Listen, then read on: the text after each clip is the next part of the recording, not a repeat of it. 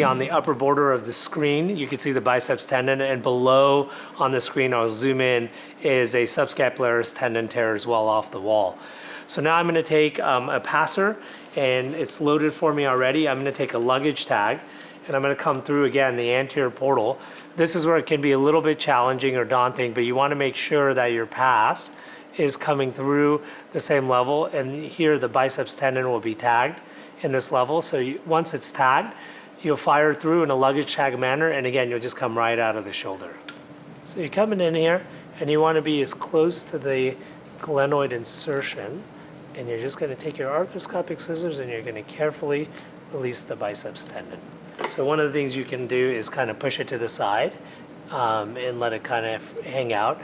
And the next pass here will be on the subscapularis tendon below. Here, the idea is going through the subscapularis tendon.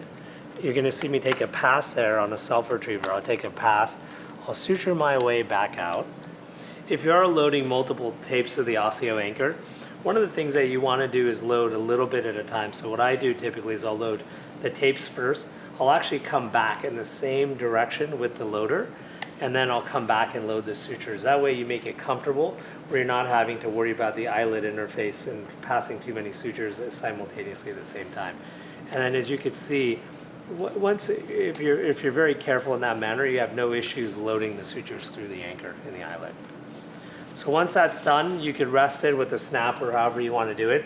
The next steps of the case, and this is for me the most critical aspects, when I'm looking at kind of where to put my anchor on the footprint, you want to be on the upper border of the subscapularis tendon where we decorticated right in this manner. We want to be right at the bicipital groove in that manner. So you can see the decortication there underneath this. You can see the punch coming in. And one aspect here that you can kind of obviously have as a visual is, if you're in a beach chair position, the punch should be on the lateral 1/3 of the eyebrow. It could really help on the angle and the orientation.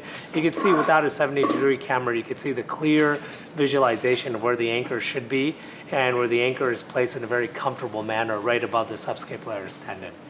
So here you can see, I'm going to come in with a punch, and the punch is to basically make a hole for the anchor eyelid. You see the two black lines coming in. The key aspects is on the black line. You want to be down to that black line. This bone did not have any adequate cortical window to worry about maybe needing a tap in this area. If you are concerned, I have had cases in the past where the bone is so hard that the actual tip of the punch bends. At that time point, it'd be very reasonable to go in with a tap prior to having the anchor be inserted. So now the anchor comes down on the anchor body.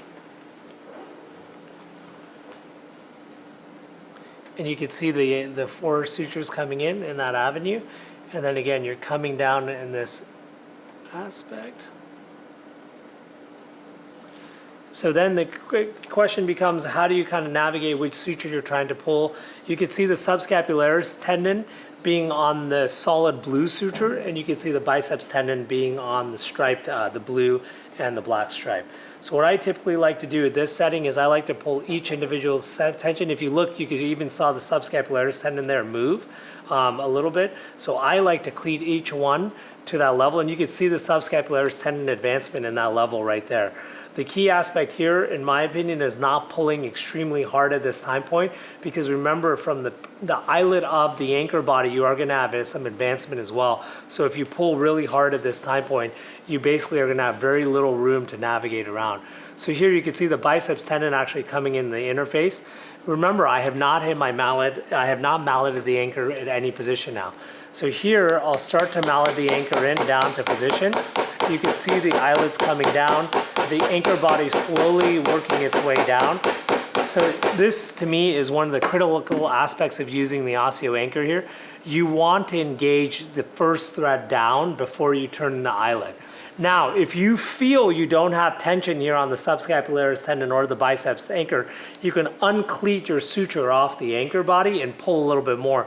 But you could clearly see the tension of the subscapularis tendon here being very adequately reduced to the wall. So I'm not sure I would pull any more, because if you pull more tension, the anchor is going to have a lot of anchor. As the anchor turns over, it's going to have that much more advancement coming down to the subscapularis tendon, and you could over-tension it, right? And if you over-tension the subscapularis tendon, you could tear the myotendinous junction.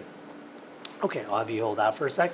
So I think I like where I am. So basically now it's very simplified in the manner. You just basically turn the anchor eyelid, very simple. And to be fair, like you start to hear squeaks coming in very early in this anchor.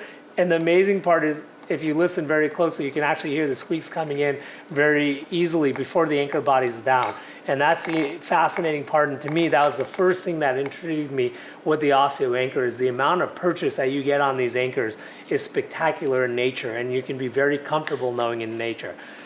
Now, the way this happens on the release of the anchor is you open up the little slide body.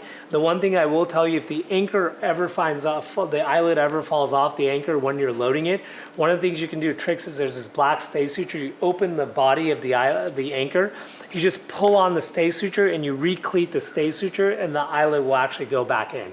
So you don't have to burn through an anchor on that avenue, right? Here you have the option, if you do want to use a stay suture, you can, or what you do is you uncleat your sutures, you actually pull the anchor out and you're essentially done. So the next step that happens is you take your stay suture, and what I typically do in this setting is I just pull the stay suture out, and you're done. And then you can see the subscapularis tendon and the biceps tendon there, tenodesis interarticular into the groove, and the subscapularis tendon restored to its native footprint with the upper border subscapularis tendon tear repaired.